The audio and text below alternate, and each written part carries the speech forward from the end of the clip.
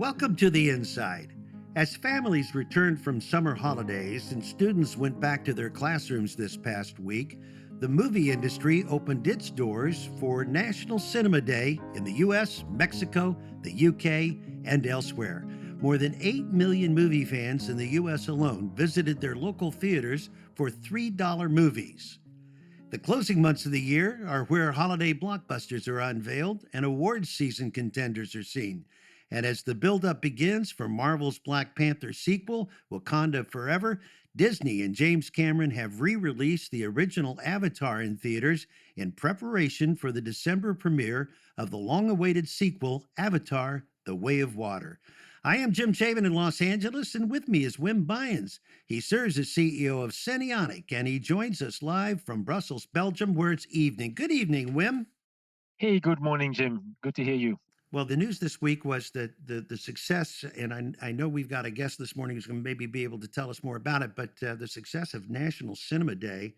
8 million people in the U.S. went to their movie theaters for $3 Wow. tickets, and what the reports were that Elvis and Top Gun drew older audiences, Spider-Man and Minions drew younger audiences, and that people tried premium formatted theaters and D-Box and things they had never maybe spent the money on. So it seemed, the report at least here in the U.S. is that the result was quite good. Yeah, it's great to hear, Jim. It's very encouraging, and it's fantastic numbers to hear. I think the trend which we also spoke about before, but now gets definitely solidified, is that a premium experience and the fact that when people go out, they want to experience something different, is definitely falling through, right? And especially on the event you just mentioned is also happening there. So if it's moving chairs, if it's a big screen, if it's a immersive audio, whatever the kind of things, luxury seating in theater dining, all those experiences is really what people are looking forward. So it's great that people do that because I think that cinema has so much to offer and there's so much variety which is brought forward to the audiences. Then I think Q4, I mean, there's so many good titles planning for Q4, right? And I think Q3 is just running up in the end of Q3 here, but I think if you look at what's going to happen the next couple of months, are gonna the treat we're going to have from a content point of view, it is going to flood people back to theaters. There's no doubt about that. Well, that's why I think we've got the absolutely perfect rock star guest for today's show. We do. As we all move into the fourth quarter and beginning setting our goals for 2023, we wanted to share the perspective of one of the most respected leaders in our industry. Miguel Mier serves as Chief Operating Officer of Cinepolis. In his role, he oversees one of the largest cinema operators in the world, with more than 6,500 screens in 19 countries. Cinepolis is the largest cinema operator in Latin America and has been honored for providing premium consumer services and experiences. Welcome, Miguel Mier. Thank you, Wim. Thank you, Jim. It's a pleasure to be here with you guys in this pivotal moment for the industry and this amazing 2022 year, the year of the recovery of the big screen. It's amazing to have these discussions with you guys. We want to thank you also for taking time out of your busy schedule and being with us here today. It's like you said, right? It certainly has been a disruptive 2 years in our business. How would you describe the cinema business right now, and how healthy is the exhibition business today? Well, I think as you mentioned, Wim, we run a company that has cinemas in 19 countries already with 6,800 screens. And we have seen different ways in which the cinema industry is going back to its feet. But the general habits of consumers is that people are flocking back to the big screen in one way or another, for one reason or a different reason regionally. But we are seeing bodies, human beings going back to a communal experience, sharing the best storytelling way of being entertained through the big screen. And that's something universal that we see going back strong and going back to create a healthy industry for the future. Is it fair to say that Q4 is going to be an important quarter in restoring that health in the industry here? Well, I think that Q4 is going to be a little bit of photograph of 2022 where we are going to see very strong and solid titles. So blockbusters are performing very strongly, but other contents are not performing as they used to be. But I would say that we see an evolution of our industry as we see in the small screen, as we see in the streaming platforms. The big screen is going to evolve in a way where consumers are going to decide what's their preference, and us as exhibitors should be very aware of the signals that consumers are giving us to provide the best communal entertainment immersive experience that we can provide. The question I definitely have to pose you, right? What is your expectation about Avatar in 3D for December? We all know it became the biggest movie in 2009. How do you preparing for the sequel? What are you doing special on that? Well, we're investing, we're deploying 1,300 laser projectors globally, and we are checking the screens, the speakers in every auditorium out of the 6,500 auditoriums that we have globally. We were able to be invited by John Landau, James Cameron producer, to Manhattan Beach in California to watch 19 minutes of Avatar 2. And I just can tell you that it's been the most immersive experience. I'm being almost 30 years in this industry. I've never seen something like what I saw. And actually, it was not a packed cinema. We were maybe 12 executives there at the most, including the Disney executives and John Landau. But what I saw is mind blowing. And just when I left that auditorium with Alejandro Ramirez, my boss, we said we need to communicate this in a very loud way internally so that we all are preparing ourselves for the most cinematic event that we have seen at least for a decade. Wow. So, and I think I'm not exaggerating a word of what I'm saying to you guys. And maybe when you see it in December, you will recall this conversation. What do you expect will happen with 3D, right, after Avatar? What is the future of 3D? I think it's a very important question. And I think that 3D could be great, could be amazing when it's well done. One movie that blew my mind in 3D was from Alfonso Cuarón, Gravity. It's space, right? You have Sandra Bullock there out in space, and you don't have any horizon reference of any kind. So things floating out in space look amazing in 3D. Well, now Avatar is gonna occur in the water. Again, you don't have a reference of the horizon. So that creates a very rich 3D experience. But you can also have a very lousy 3D conversions. And maybe that's the reason why 3D got eroded so rapidly, because it was so inexpensive to make a 3D conversion for titles that were not designed for 3D. And the end result was not a good customer experience. And to pay a surcharge for something that doesn't deliver, you feel cheated as an audience. But what I saw with Avatar is the caliber of Gravity. But I think that with with a more rich story, because it has so much more color, so much more characters, so much going on, that seeing that in 3D is just mind blowing. You have held your current position as COO since 2003, and you have seen Cinepolis grow into more than 19 countries. What has been your experiencing rising to the corporate level of the cinema business? And how have you developed in your journey to the C-suite? I started in the IT department of the company, and then I moved from IT. I designed the first Mexican software for managing cinema, box office, and concessions in 1994. And for doing that, I had to learn all the intricacies of the operations in a movie theater. So I moved there from IT to operations, and then I started running a larger region of the company in operations wide. But managing IT nationwide. And then I became the head of operations for Mexico. We were not yet in any other country, but we started doing analysis for expanding to other countries. I have a major in economics, so my background is economics, but then I did a master's in business at Stanford Business School. And then I did a technology degree in order to use technology as an enabler of the expansion of Cinepolis. While I was at Stanford in California in 2007, I wrote the business plan for having this Mexican family-owned company to go all the way to India and expand to India, which is the country that produces the most movie titles per year True. and has one of the, I used to have one of the worst infrastructures for cinema. So I thought, well, what we do is cinema, and this country loves movies, and Bollywood is so vibrant that what they need is good movie houses. And what we do is good movie houses and good cinema. So that seemed like a perfect match.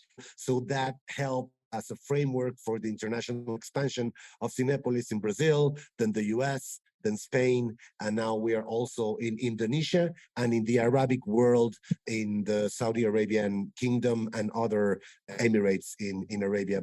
The theme that you keep bringing to the conversation here is technology, your involvement in technology, your use of technology. You depend on Wim's company for expertise and technology. What do you want from technology partners? Of course, technology, academia, and I would say research to be in the forefront of different waves. I mean, business partners like Cinionic, we love when they bring us something that is cutting edge, that no one has seen before, that we can wow audiences with the colors, with the contrasts, with the immersion, the immersive experience. Because after all, of course, I am an advocate for technology, but in the end, technology, what does as a tool is to boost human emotions. And what we want is to align human vision, human experiences and senses. So to me, technology is just a mean to reach to an end. And the end is to humanize either the work within Cinepolis or the experience that our customers get out of a movie cinema. And you just upgraded to laser projection. What excites you about that? What was it that captured your enthusiasm? Well, it's twofold. In the one hand, we've deployed 1,300 laser projectors in at least 8 of the countries where we are running cinema. This is the first company that has deployed those many laser projectors. Why? Because we want to experience Avatar and all the titles that will close 2022 with a different cinematic experience, more immersive, with more contrast. On the other end, these are projectors that save energy. They don't have the waste that the previous generation of projectors used to have. So this is the future. We are uplifting the consumer experience in the big screen as we are saving energy globally. So we couldn't think in a better way to improve. And in a better example, Jim, that you mentioned, how technology enables and being in the forefront of technology enables a better cinematic experience as well as a more eco-responsible manner of running our business. You were quoted in CEO magazine saying that the demands of the moviegoer and customer are changing quickly, that you have to stay ahead of the curve. Is premium where this is going? If you look out 5 to 10 years, what are you looking for a product that you think the consumer is going to want over the next decade? Well, I think that we have to cater for those consumers that would like to go to a VIP auditorium, paying more for that experience, but we are also pioneers with junior auditoriums where we have slides within the auditorium and we have bean bags where you can sit there and enjoy a family movie. And then when we go to 40X and you go and fly with Tom Cruise in Maverick and your chair moves the way in which is aligned with the storytelling, you live a different experience, and that's more for younger audiences, for millennials and centennials. So I believe that we should open the options that our consumers are willing to experience, and we have to segment what different consumers want, and we have to speak to them in a language and in a way in which there's a relationship with any kind of consumer in a more personalized manner through technology. And because we have an offer for every different segment, and we are creating this relationship with the different segments, or people that love K-pop and BTS has a new concert. Well, we want them back in our cinema. We want them jumping and dancing and eating popcorn and enjoying themselves. That would be my take on that, Jim. Our insider today is Miguel Mier of Cinépolis. We'll be right back. The Insiders is proudly presented by Cinionic. Cinionic's future-ready enhanced services and technology solutions provide compelling cinema experiences, peace of mind, and financial flexibility. Today, with more than 95,000 projectors installed globally, cinemas around the world trust laser projection by Cinionic to power the next generation of moviegoing. Visit Cinionic.com today and discover why theaters look to Cinionic to provide the solutions of tomorrow today.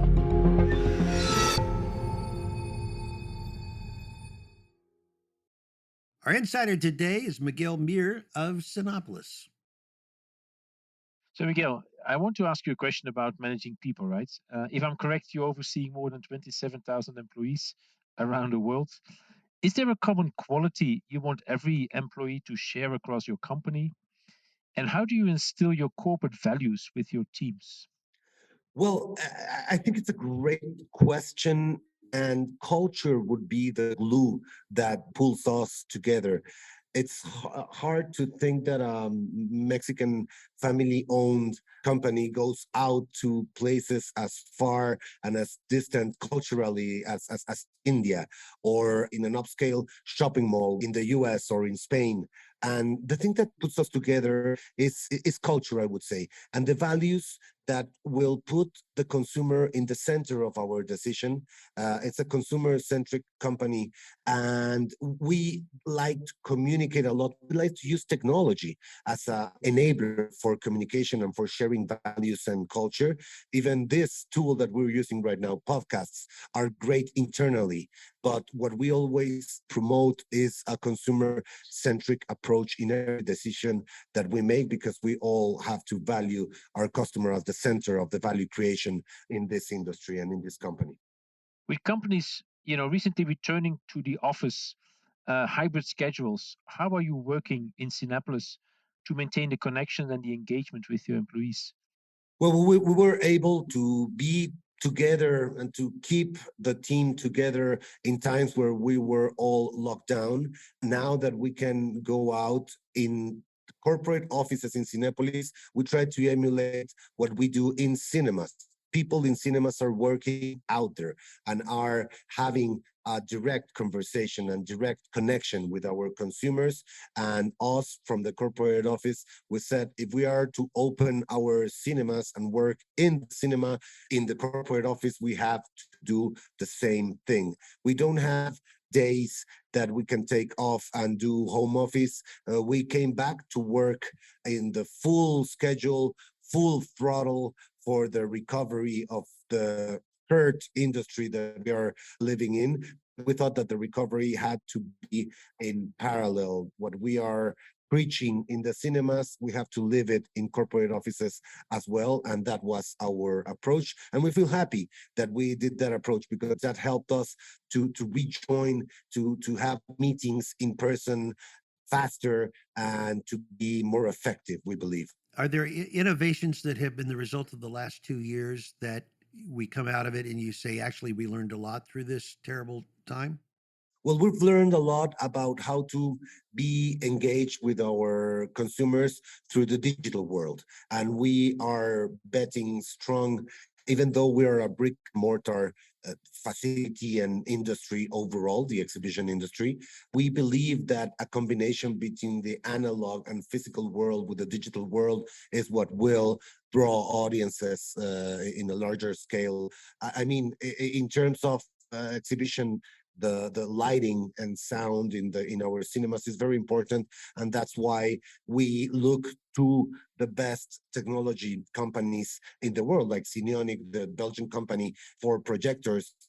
We believe that the experience, not only the engagement through digital platforms and social media, but also the way in which audiences live the experience of a movie in the big screen through the best technology that we can find is the way to go. And I believe that James Cameron will prove that great content, great storytelling combined with amazing technology, mesmerizing technology, will draw audiences back to the big screen. Not only that, it will be the conversation of the Christmas and the year-end season, stories like Avatar, and we will all be united in sharing our thoughts of a very well told story. Our last question comes from a listener of this podcast out in Phoenix, Arizona.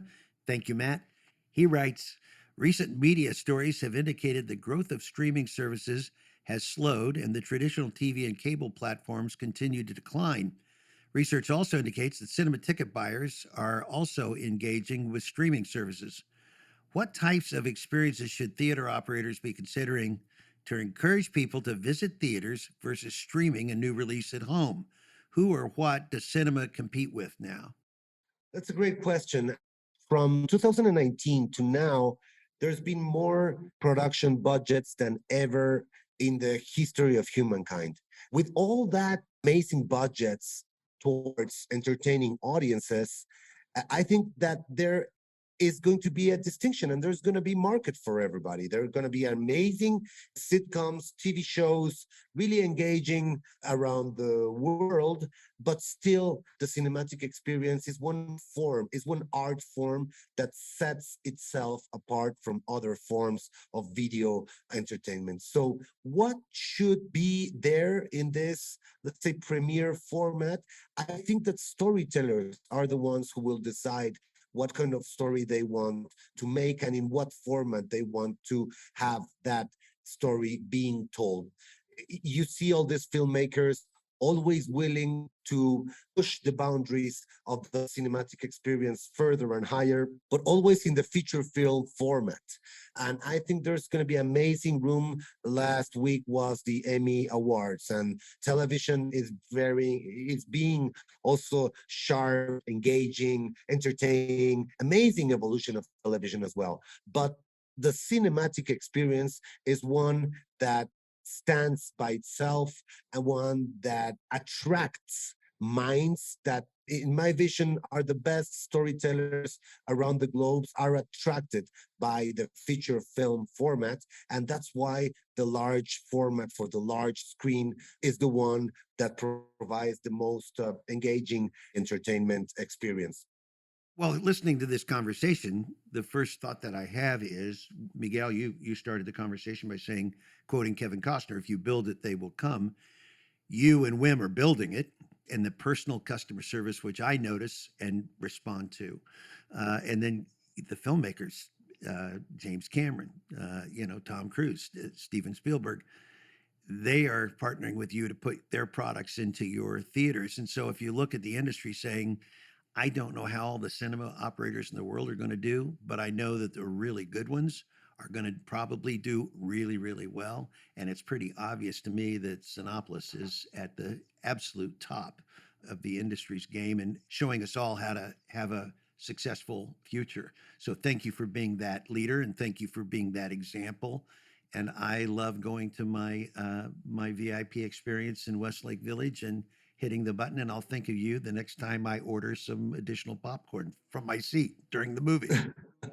Thank you so much. This has been a very interesting conversation. We hope that you visit us a lot and you have a great experience at Cinepolis in Westlake. And we hope you have the voice of a prophet when you say that the industry is gonna shine and it's gonna go back to become a very robust, healthy, vibrant industry. We look forward to that. It feels as well, that Jim. way. After this conversation, it feels that way. I've been called a lot of things in my career. I've never been called a prophet. So thank you, Miguel. I'll take that. Thank you, Miguel. Wim and I will be right back.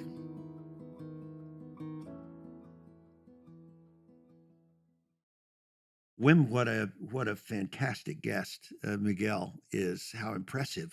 How impressive. Absolutely. No, it was great for Miguel taking the time of being with us and being on the podcast. But I think it's a good example, Jim. When I'm convinced that the industry can bounce back, I think it is people like him, it is companies like Cinepolis, and there's many others, right? Don't get me wrong, but with that passion, with that kind of dedication, but professionalism, right? And then, because the customer journey is fundamentally changing dramatically. But if you take care of that and you really want to innovate that, you have the chance of creating a fantastic business. So I think, is the business changing? 100%. It's not going to be like it used to be before. But if you are willing to innovate and to stay close to your customers, I think you can make this a very strong business moving forward. And I think that Miguel was definitely showing that passion to do that. Well, he had great things to say about Cinionic, and he has very high expectations for his technology partners. He assumes that you're going to help him do it. And that must in itself be a passion of yours to say, my partner at Cinepolis expects and wants to wow his audiences. How can our team at Cinionic deliver and make him proud that we're his technology partner? Yeah, I mean, a couple of things, right? It's always great to have been able to have a podcast and one of your customers is there, and then but what he says is what he means, right? And I think that's important too. He doesn't says it to please me. To the opposite, it says it because he believes that. But I think what we all as an industry need to cater to is creating value. We need to stop delivering products. I would say we have to create value. And I always say to my team, how can we get more people coming to the theater, and how can we say people when they leave the experience, they say, whoa, I want to come back. That's what we're into. And yes, we deliver projector, we deliver A or B or C part within that, but that's what it needs to be. And I think that when we have companies which also understands that and really together with us can co-create an experience which works for their market, because every market and geography is slightly different, then you really can create the best in class. And I think that will be needed to make this industry strong. And so I think it's inspiring to hear him. I think it's definitely it's good. But it's when I hear him, I said, I need to do more. I need to do better. I need that next time, right? Right. Yeah. So I think that's good too, because you need to push the boundaries. Tomorrow has to be better than yesterday. That's Right. how the world Right. works. How do we outdo ourselves? Yes. Right? Yeah, absolutely. How do we do and better than we've ever done? And that makes getting up every day and meeting those challenges pretty absolutely. exciting, right? Yeah.